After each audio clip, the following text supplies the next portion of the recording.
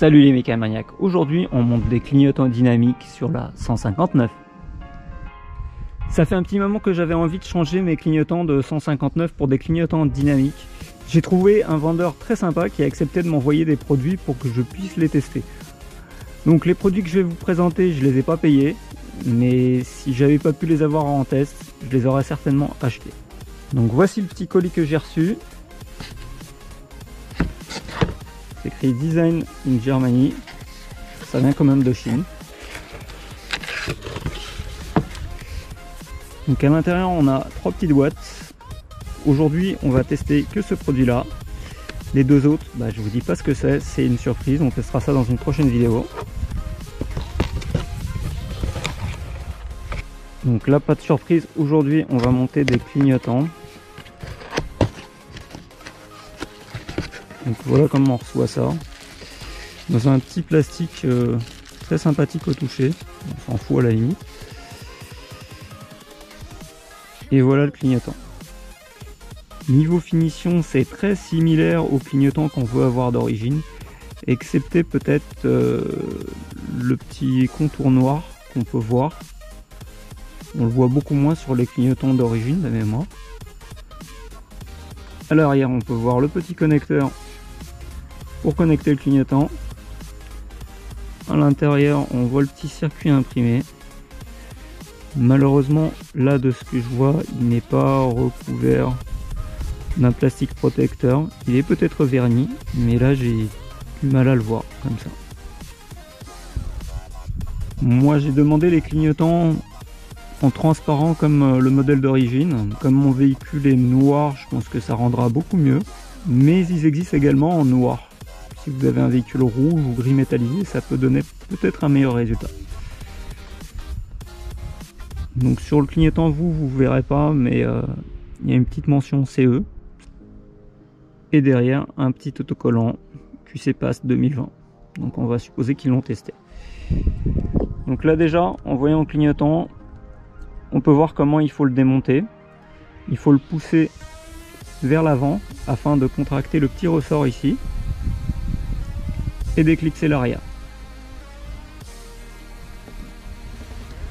Avant de procéder au montage, moi je vous conseille de nettoyer autour du clignotant pour éviter de créer des micro-rayures quand on va pousser le clignotant. Mine de rien, ça va frotter un petit peu contre la carrosserie et s'il y a de la crasse autour, on risque de créer des micro-rayures. Comme on va pousser le clignotant d'arrière en avant, il risque d'abîmer un petit peu la peinture à ce point-là. Ça m'était déjà arrivé une précédente fois quand j'avais remplacé les clignotants. J'ai donc mis un petit peu de ruban de masquage pour éviter cela. Donc maintenant on va essayer de démonter ça et comme il fait très froid, je suis pas sûr que ça va être évident.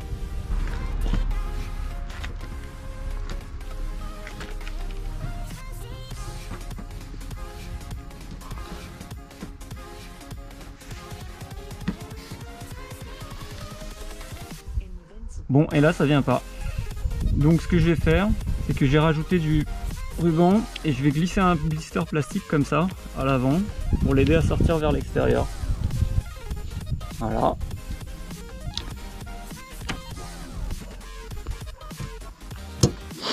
Voilà.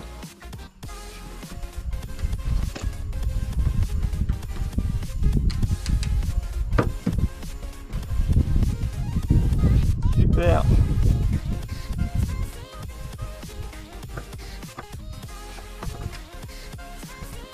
Donc là si ça voulait pas sortir, c'est sûrement à cause de toute la crasse qui est accumulée ici.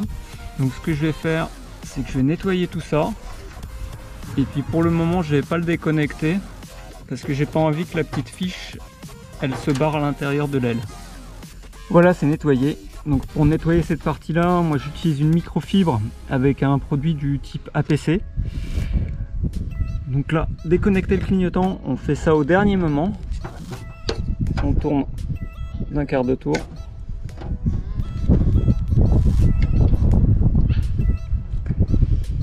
On enlève l'ancienne ampoule qui ici commence à être en fin de vie. La partie orange a tendance à se barrer, comme on peut le voir. Donc il était temps de la changer aussi. Je vais enlever le petit joint, je vais le nettoyer à côté.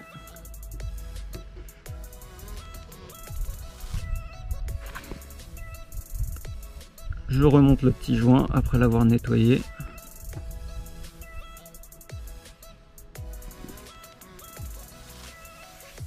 On connecte le clignotant. Donc comme c'est du LED, ça doit être polarisé. Par contre là on ne sait pas quel est le côté qui est positif et quel est le côté qui est négatif. Surtout que j'ai scotché les fils. Donc je vois plus. Donc on va faire un test avant de remonter. Hop. Je vais pas remonter complètement. Et je vais tester maintenant. Juste on va le poser comme ça. Et juste là, c'est cool. Donc là on sait que ça marche.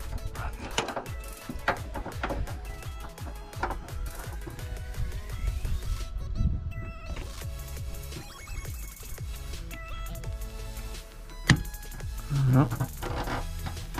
Nickel.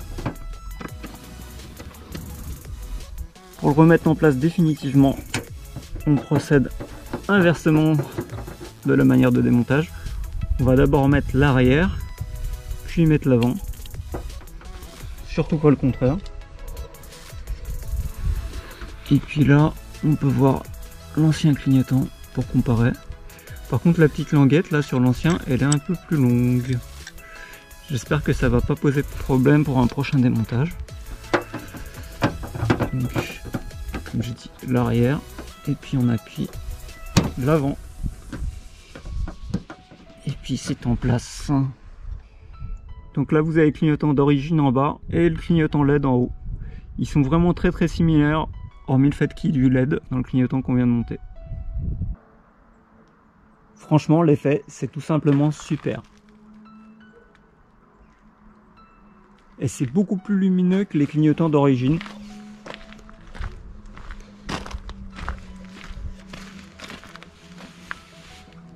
Là vous avez le clignotant d'origine.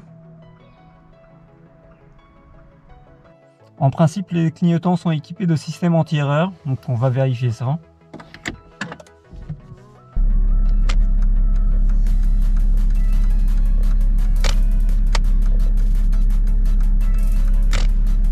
On va mettre encore le warning.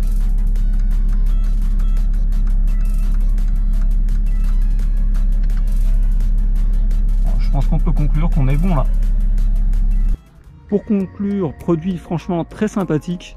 La qualité semble au rendez-vous. La seule chose qui restera à voir, c'est la durée dans le temps. Ça malheureusement, je peux pas vous le dire tout de suite. Donc le produit vaut un peu moins de 20 balles, frais de port compris. Il existe également en noir. Le vendeur vend également des clignotants du même type pour d'autres modèles, par exemple pour Alpha GT, pour 147. Donc j'espère que tu as aimé. Moi franchement, je kiffe. Donc surtout, tu laisses un petit pouce en dessous de la vidéo et t'oublie pas de t'abonner à la chaîne pour ne pas rater mes prochaines. Allez, à plus!